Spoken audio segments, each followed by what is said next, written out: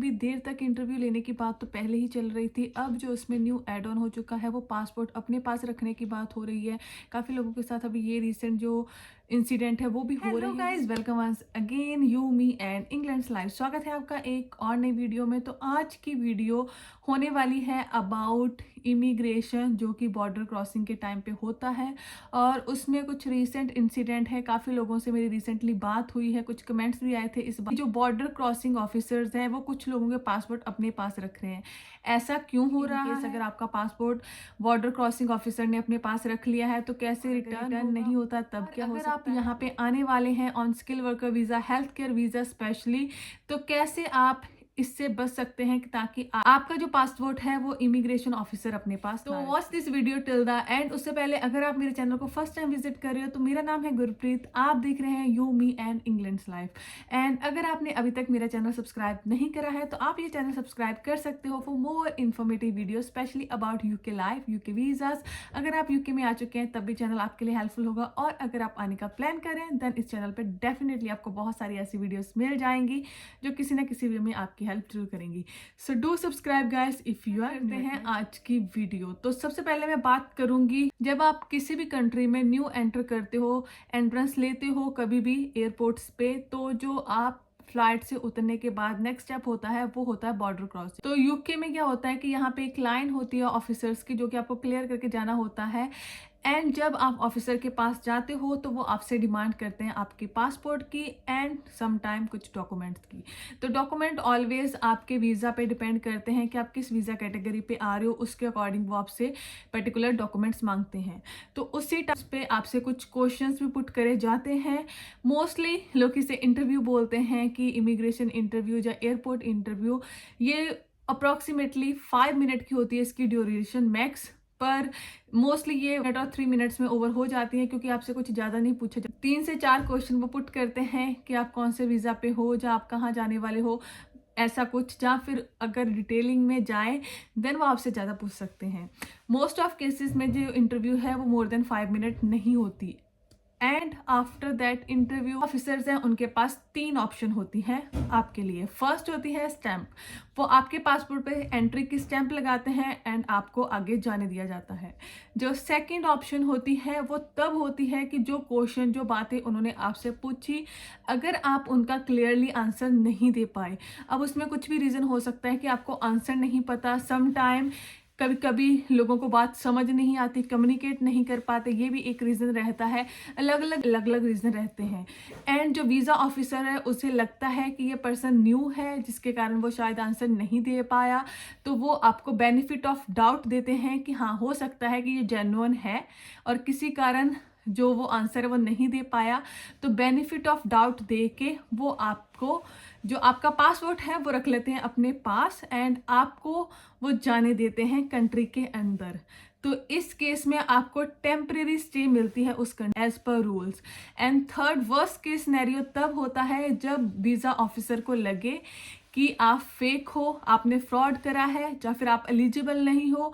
कोई भी किसी भी ग्राउंड पे अगर वीज़ा ऑफिसर को ऐसा लगे देन वो डायरेक्टली आपकी एंट्री डिनाई कर सकता है एंड आपको डिपोर्ट कर सकता है वहीं के वहीं। देन आपकी एंट्री है वो उस कंट्री में नहीं होती, आप एयरपोर्ट से ही वापस हो जाती हो। ये बहुत ही रेयर केस में होता है, पर यस वीज़ा ऑफिसर ऐसा करती हूँ। रिसेंट जो इंसिडेंट हो रहे हैं, तो मुझे पिछले कुछ दिनों में काफ़ी ऐसे मैसेजेस आए, पिछली कुछ वीडियोस में कमेंट्स भी आए, मैं यहाँ पे शेयर कर देती हूँ कि लोगों के साथ हो क्या रहा है जो स्पेशली हेल्थ केयर वीज़ा पे यहाँ पे आ रहे हैं। जब वो बॉर्डर क्रॉसिंग के टाइम पे जाते हैं उस टाइम पे जो उनकी क्वेश्चनिंग है वो बहुत ही ज़्यादा लंबी देर तक चलती है। बहुत सारे लोग ऐसे भी हैं जो 1-2 मिनट में ऑफकोर्स क्लियर कर रहे हैं।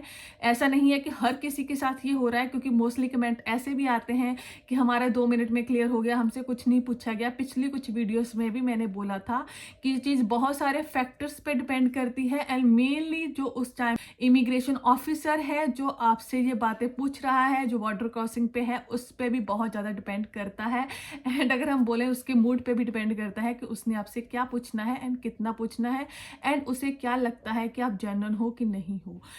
तो जो क्वेश्चन नॉर्मली होते हैं वो ऑफ कोर्स आपके बारे में होते हैं कि आप कौन सी वीज़ा कैटेगरी पे हो, कौन सी कंपनी में हो, कंपनी के बारे में डिटेलिंग में पूछते हैं। मैंने इस वीडियो आई थिंक पहले ही बनाई हुई है कि कौन से क्वेश्चन पुट करे जा सकते हैं।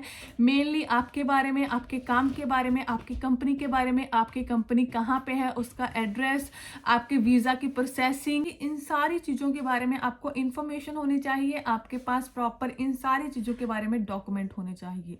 और इन केस इनमें से कुछ भी ऐसा होता है जिसका आंसर आप नहीं दे पाते, उस टाइम पे जो इमिग्रेशन ऑफिसर है उसको आप पे डाउट होता है। उस केस में वो सम टाइम आपको बोल देते हैं कि आप साइड हो जाएं, या फिर आपका पासपोर्ट थोड़ी देर के लिए अपने पास रख लेते हैं एंड आपको एक अलग कैबिन में ले जाके वो प्रॉपर आपसे सारी चीज़ें अगेन पूछते हैं। जो आपकी इंटरव्यू होती है या डिस्कशन होती है वो थोड़ी सी लंबी होती है, और इन केस इनमें से जो भी आप आंसर है वो नहीं दे पाते, या फिर आपका कोई ऐसा आंसर है जो आपके डॉक्यूमेंट्स के साथ मिसमैच कर जाए, या एक और चीज़ होती है बहुत सारे लोगों के साथ कि वो कम्युनिकेट ही नहीं कर पाते।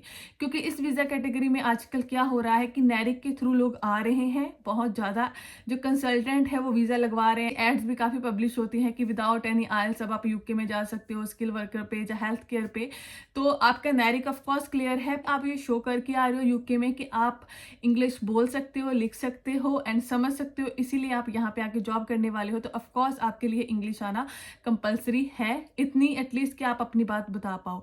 और इन केस आप ऐसा नहीं कर पाते देन ऑफ कोर्स वो भी एक चीज़ डाउट में जाएगी कि ये पर्सन यहाँ पे जॉब करने आ रहा है यूके में और ये बोल ही नहीं पा रहा, ये है हमारी बात समझ ही नहीं पा रहा।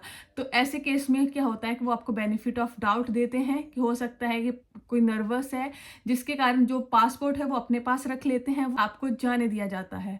इसका मतलब कभी भी नहीं ये होता कि अगर आप बिना पासपोर्ट के कंट्री में एंटर कर गए तो आप कंट्री में एंटर हो। वो एक टेम्परेरी एंट्री है आपकी यूकेवीआई की साइड पे भी स्पेशली। तो अब बात ये है कि जो पासपोर्ट हो आपको मिलेगा कब।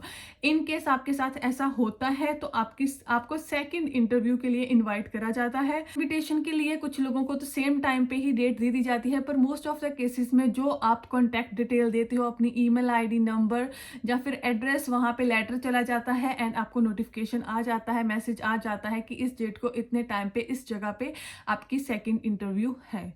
तो अब जो सेकंड इंटरव्यू है वो एक मेन पॉइंट रहता है कि आपने वो इंटरव्यू क्लियर इंटरव्यू दी है तो आपको पता है कि आपने क्या गलत बताया या क्या आप नहीं बता पाए, आपकी कम्युनिकेशन किस चीज़ में कमी थी जिसके कारण आप जो सेकंड टाइम वो फेस कर रहे हो।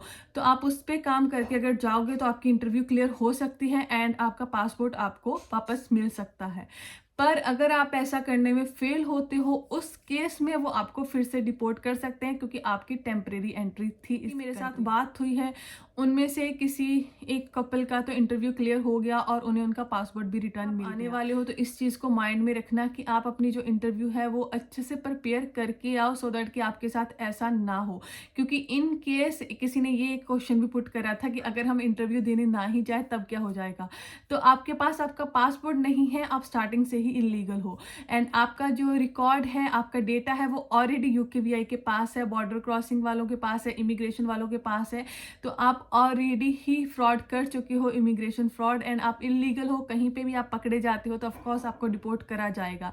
इवन तो आपके लिए सर्चिंग की टीम्स भी रखी जाएंगी, लाइक सर्चिंग वाले जो बंदे होते हैं उसमें आपका नेम ऑफकोर्स आएगा ही कि ये जो लोग हैं वो इमिग्रेशन फ्रॉड करा है इन्होंने, तो इन्हें पकड़ा जाए।